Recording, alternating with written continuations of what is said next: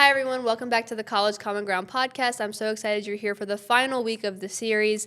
Today, we're going to be talking about gun rights and gun control in America, and I have two incredible guests here today to talk about what their views are on this issue.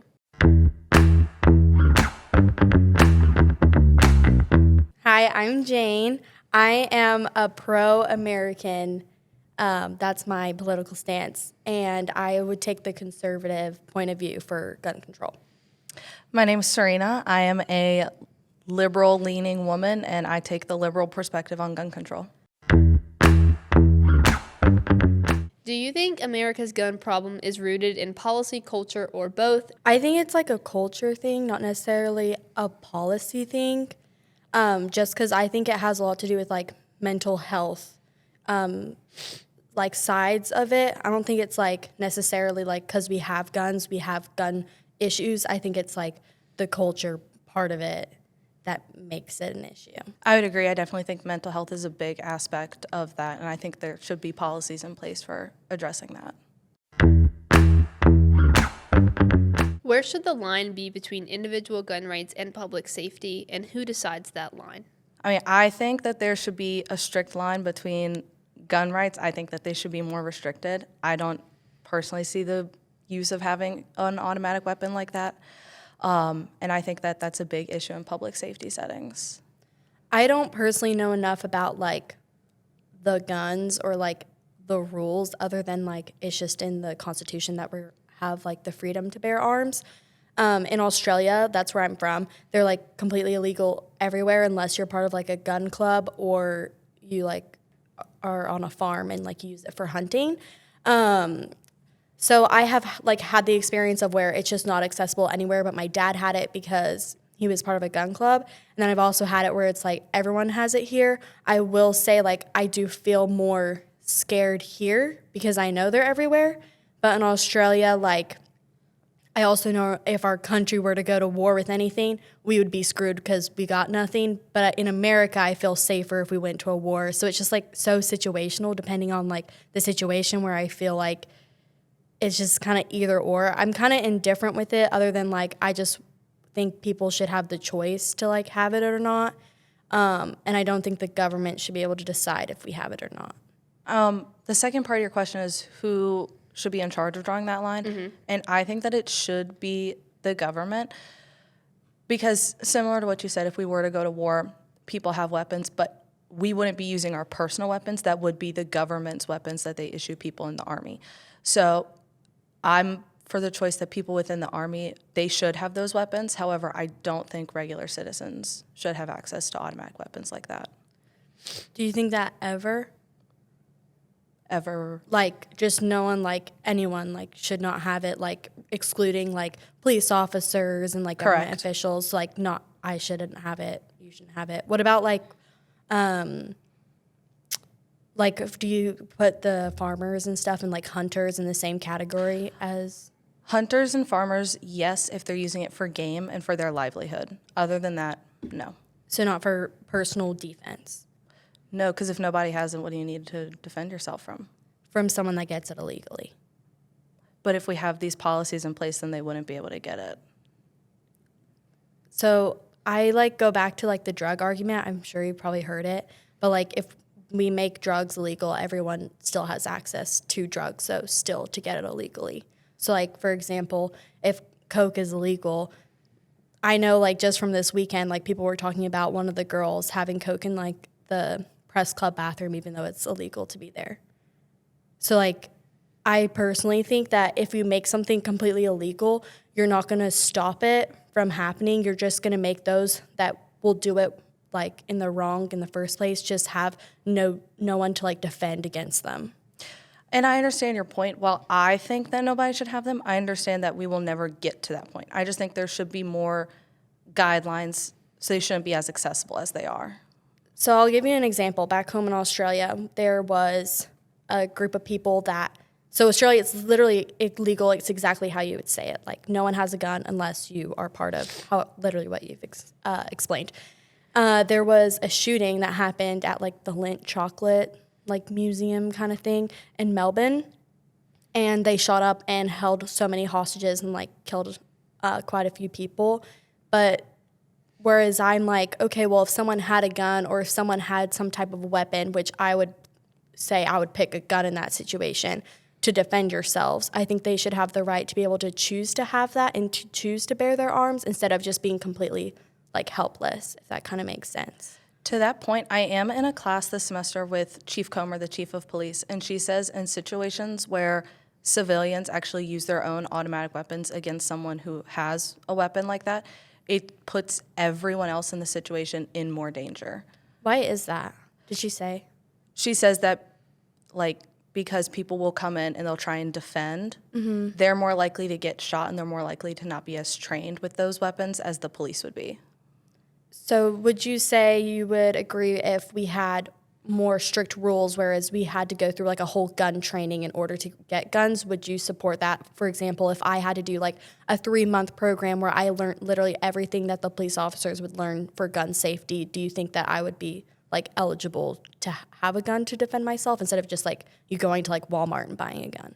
I think that, as well as like a background check and a mental health check. Okay, I agree with that.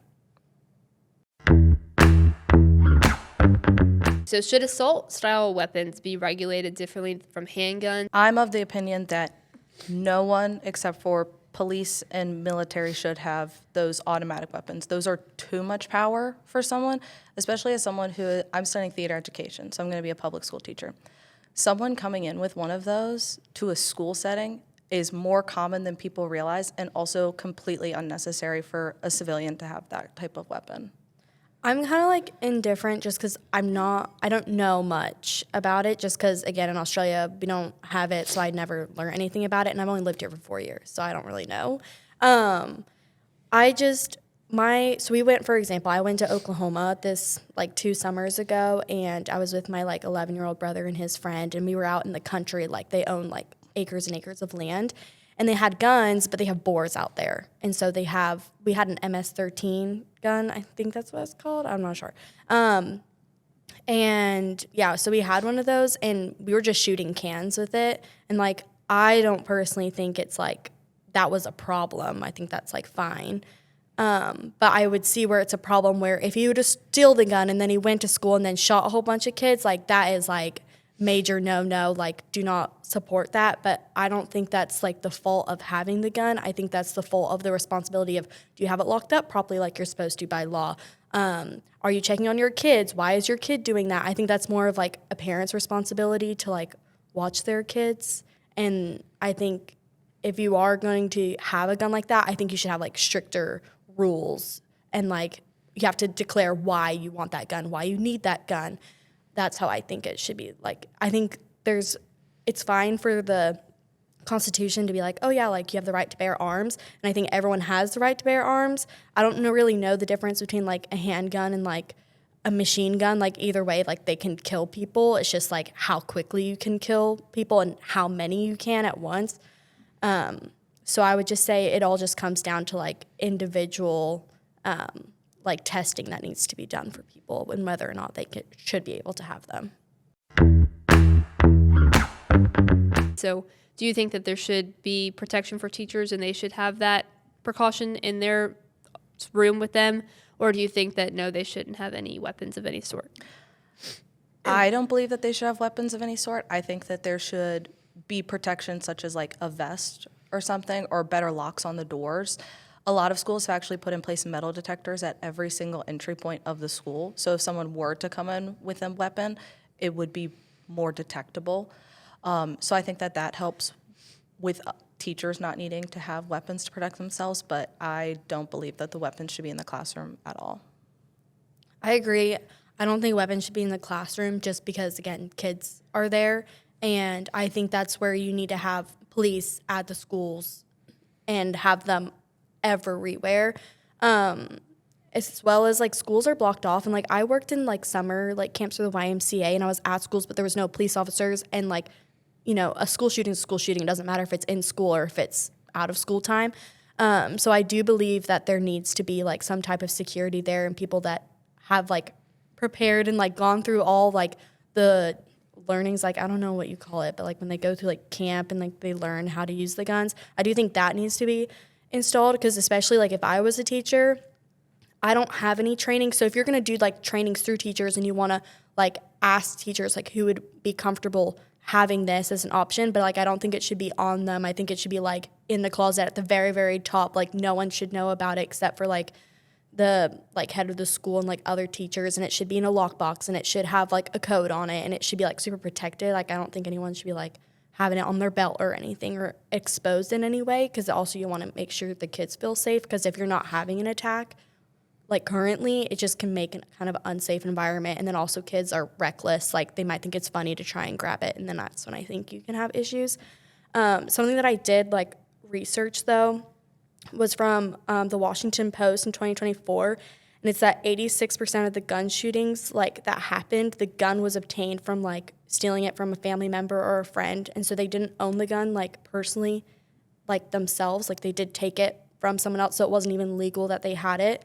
And that the average age was like 16 of a school shooter, which I think is really sad that it's so young, and it could even be younger, and like there probably is younger ones, and like this is just the average, so it's pulled from that.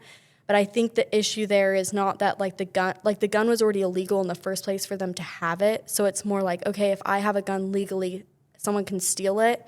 And it's like, obviously it'll be hard for someone to steal a gun if you have it locked up in the proper way. So I think it comes down more to the parents and anyone that have guns, like, are they putting it away properly? Is it in a safe? Does it have a lock code? Are you telling your children where it is for safety reasons? Yes. Okay. Well, now do they have mental health issues? Is that where it's coming from, where you're wanting to decide you want to kill a whole bunch of people? I think that's more of the problem that I see with it, rather than like, oh, we're just having guns around, if that kind of makes sense. Mm-hmm.